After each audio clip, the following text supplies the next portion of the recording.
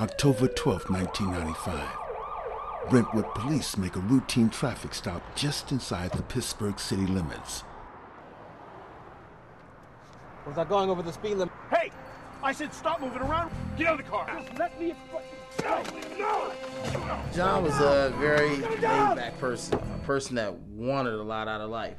He was a genuinely caring person. Minutes later, a young black businessman takes his final breath.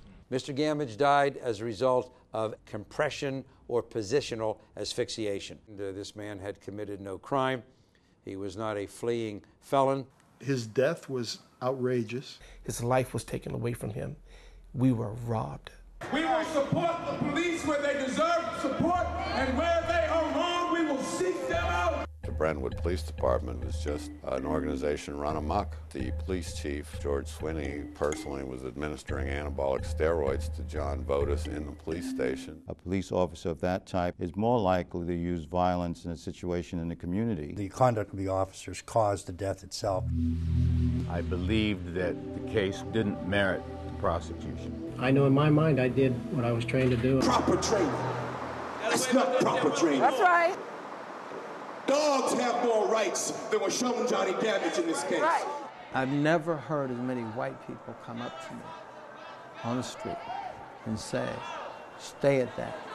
That was wrong. If somebody had been truly honest with us and said, you know, yes, I did press on his back, I didn't realize what was going on, then I think we may have found for manslaughter. But when you cover something up, that makes you feel like you're being used. They're not bringing out all the truth in those courtrooms. The answer you gave, I used them one time before. That was your answer, right? One time before, yes, sir. Meaning in the past, yes, sir. That was a lie, wasn't it? It's not a lie, sir. You used them for years, didn't you? Well, that's what I meant by that. 14 months later, Mulholland and Albert again faced the bar of justice. Another mistrial. The most alarming fact in the Charmo case, of the death of Jerry Jackson, was the fact that 51 bullets, 10 more than Amadou Diallo in New York, were fired into a tunnel at a man who had only violated, at the moment, traffic violations. Officer Charmo claims that Jackson made a U-turn in the tunnel, thus making his vehicle a deadly weapon. There was no U-turn. The investigators on the scene should have known that Jackson could not have turned his vehicle around in that very narrow tunnel. That was just straight out being covered up. To be frank, most of the shots occurred after the vehicle was at rest. Grassroots support to establish a citizen police review board gained strength citywide.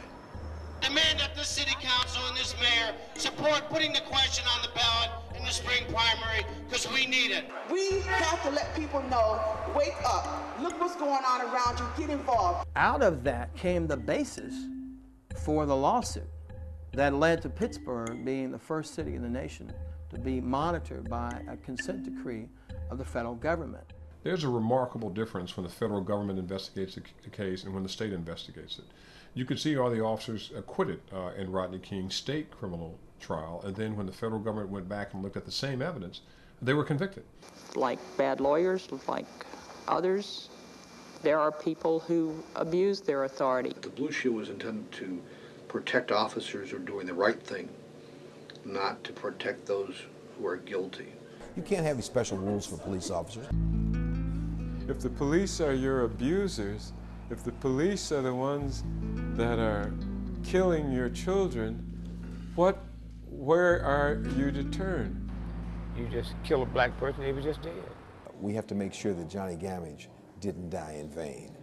When we decide that enough is enough, it's going to stop. We must stop being silent. Silence is killing us. Don't ask whose door they're knocking on tonight or last night. They're always knocking on your door.